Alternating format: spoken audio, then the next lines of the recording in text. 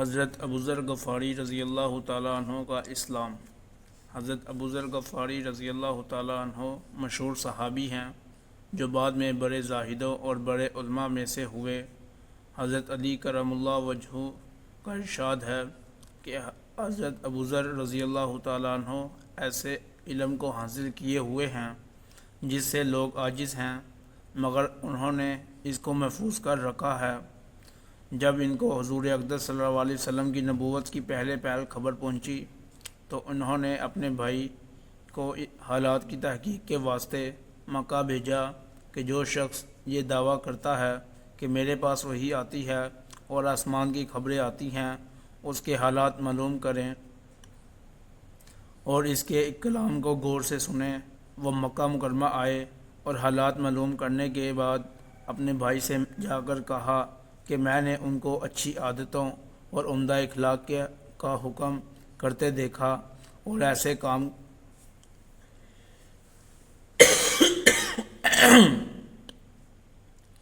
اور ایک ایسا کلام سنا جو نہ شعر ہے نہ کاہنوں کا کلام ہے۔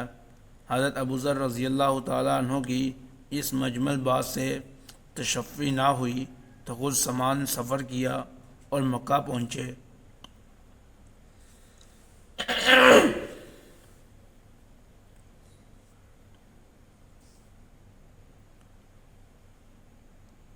اور سیدھے مسجد حرام میں گئے۔ حضور صلی اللہ علیہ وسلم کو پہچانتے نہیں تھے اور کسی سے پوچھنا مصلحت کے خلاف سمجھا۔ شام تک اسی حال میں رہے۔ شام کو حضرت علی کرم اللہ وجہہ نے دیکھا کہ ایک پردیسی مسافر ہے۔ مسافروں کی، غریبوں کی، پردیسیوں کی خبر گیری، ان کی ضرورتوں کا پورا کرنا ان حضرات کی گھٹی میں پڑا ہوا تھا، اس لیے ان کو اپنے گھر لے آئے، میزبانی فرمائی، لیکن اس کے پوچھنے کی ضرورت نہ سمجھی کہ کون ہو، کیوں آئے۔ مسافر نے بھی کچھ ظاہر نہ کیا۔ صبح کو پھر مسجد میں آ گئے اور دن بھر اسی حال میں گزرا کہ خود پتہ نہ چلا اور دریافت کسی سے کیا نہیں۔ غالباً اس کی وجہ یہ ہوگی کہ حضور صلی اللہ علیہ وسلم کے ساتھ دشمنی کے قصے بہت مشہور تھے۔ آپ صلی اللہ علیہ وسلم کو اور آپ کے ملنے والوں کو ہر طرح کی تکلیفیں دی جاتی تھیں۔ ان کو خیال ہوا ہو کہ صحیح حال معلوم نہیں ہوگا اور بدگمانی کی وجہ سے کی تکلیف علیحدہ رہی۔ دوسرے دن شام کو بھی حضرت علی رضی اللہ تعالیٰ عنہ کو خیال ہوا کہ پردیسی مسافر ہے، بظاہر جس غرض کے لیے آیا ہے وہ پوری نہیں ہوئی، اس لیے پھر اپنے گھر لے گئے اور رات کو کھلایا سلایا، مگر پوچھنے کی اس رات بھی نوبت نہ آئی۔ تیسری رات کو پھر یہی صورت ہوئی۔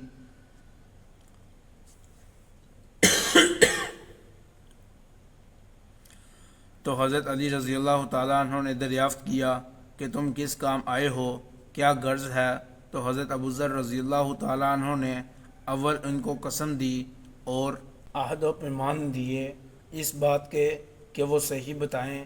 اس کے بعد اپنی غرض بتلائی۔ حضرت علی کرم اللہ وجہہ نے فرمایا کہ وہ بے شک اللہ کے رسول ہیں اور صبح کو جب میں جاؤں تو تم میرے ساتھ چلنا، میں وہاں تک پہنچا دوں گا، لیکن مخالفت کا زور ہے، اس لیے راستہ میں اگر مجھے کوئی شخص ایسا ملا جس سے میرے ساتھ چلنے کی وجہ سے تم پر کوئی اندیشہ ہو تو میں پیشاب کرنے لگوں گا یا اپنا جوتا درست کرنے لگوں گا، تم سیدھے چلے چلنا، میرے ساتھ ٹہرنا نہیں، جس کی وجہ سے تمہارا میرا ساتھ ہونا معلوم نہ ہو۔ چنانچہ صبح کو حضرت علی کرم اللہ وجہہ کے پیچھے پیچھے حضور صلی اللہ علیہ وسلم کی خدمت میں پہنچے۔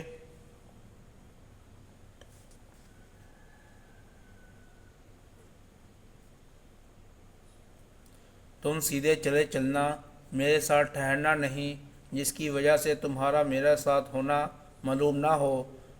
چنانچہ صبح کو حضرت علی کرم اللہ وجہہ کے پیچھے پیچھے حضور صلی اللہ علیہ وسلم کی خدمت میں پہنچے۔ وہاں جا کر بات چیت ہوئی، اسی وقت مسلمان ہو گئے۔ حضور اقدس صلی اللہ علیہ وسلم نے ان کی تکلیف کے خیال سے فرمایا کہ اپنے اسلام کو ابھی ظاہر نہ کرنا، چپکے سے اپنی قوم میں چلے جاؤ، جب ہمارا غلبہ ہو جائے اس وقت چلے آنا۔ انہوں نے عرض کیا، یا رسول اللہ صلی اللہ علیہ وسلم، اس ذات کی قسم جس کے قبضہ میں میری جان ہے کہ اس کلمہ توحید کو ان بے ایمانوں کے بیچ میں چلا کر پڑھوں گا۔ چنانچہ اسی وقت مسجد حرام میں تشریف لے گئے اور بلند آواز سے کہا، اشہد ان لا الہ الا اللہ و اشہد ان محمد رسول اللہ پڑھا۔ پھر کیا تھا، چاروں طرف سے لوگ اٹھے اور اس قدر مارا کہ زخمی کر دیا، مرنے کے قریب ہو گئے۔ حضور صلی اللہ علیہ وسلم کے چچا حضرت عباس رضی اللہ تعالیٰ عنہ جو اس وقت تک مسلمان بھی نہیں ہوئے تھے، ان کے اوپر بچانے کے لیے لیٹ گئے اور لوگوں سے کہا کہ کیا ظلم کرتے ہو، یہ شخص قبیلہ غفار کا ہے، یہ قبیلہ ملک شام کے راستہ میں پڑتا ہے، تمہاری تجارت وغیرہ سب کچھ ملک شام کے ساتھ ہے، اگر یہ مر گیا تو شام کا جانا آنا بند ہو جائے گا۔ اس پر ان لوگوں کو بھی خیال ہوا کہ ملک شام سے ساری ضرورتیں پوری ہوتی ہیں، وہاں کا راستہ بند ہو جانا مصیبت ہے، اس لیے ان کو چھوڑ دیا۔ دوسرے دن پھر اسی طرح انہوں نے جا کر بآواز بلند کلمہ پڑھا اور لوگ اس کلمے کے سننے کی تاب نہ لا سکتے تھے، اس لیے ان پر ٹوٹ پڑے۔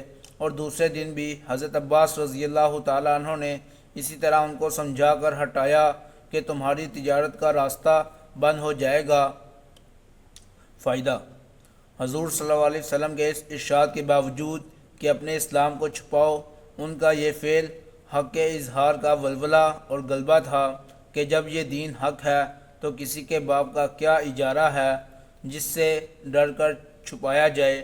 حضور صلی اللہ علیہ وسلم کا منع فرمانا شفقت کی وجہ سے تھا کہ ممکن ہے تکالیف کا تحمل نہ ہو، اور نہ حضور صلی اللہ علیہ وسلم کے حکم کے خلاف صحابہ رضی اللہ تعالیٰ عنہ کی یہ مجال ہی نہ تھی۔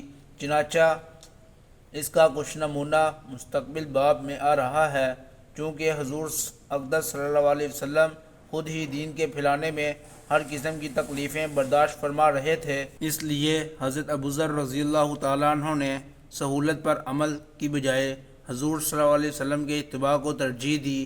یہی ایک چیز تھی کہ جس کی وجہ سے ہر قسم کی ترقی دینی و دنیاوی صحابہ کرام رضی اللہ تعالیٰ عنہم اجمعین کے قدم چوم رہی تھی، اور ہر میدان ان کے قبضہ میں تھا کہ جو شخص بھی ایک مرتبہ کلمہ شہادت پڑھ کر اسلام کے جھنڈے کے نیچے آ جاتا تھا، بڑی سے بڑی قوت بھی اس کو روک نہ سکتی تھی، اور نہ بڑے سے بڑا ظلم اس کو دین کی اشاعت سے ہٹا سکتا تھا۔